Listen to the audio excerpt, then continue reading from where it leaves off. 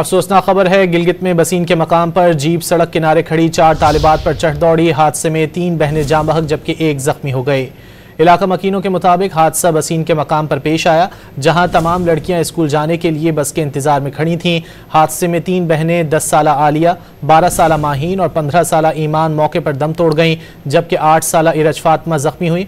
हादसे के बाद मुश्तइल अफराद ने जीप को आग लगा दी, जबकि ड्राइवर फरार हो गया।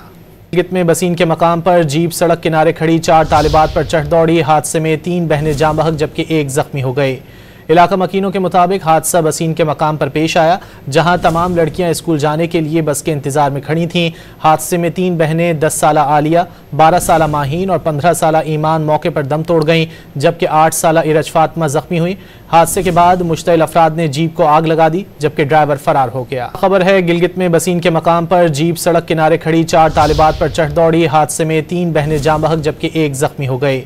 इलाका मकीनों के मुताबिक हादसा बसीन के मकाम पर पेश आया, जहां तमाम लड़कियां स्कूल जाने के लिए बस के इंतजार में खड़ी थीं। हादसे में 3 बहनें 10 साला आलिया, 12 साला माहीन और 15 साला ईमान मौके पर दम तोड़ गईं, जबकि 8 साला इरज फातिमा जख्मी हुई। हादसे के बाद मुश्तइल अफराद ने जीप को आग लगा दी, जबकि ड्राइवर फरार हो गया।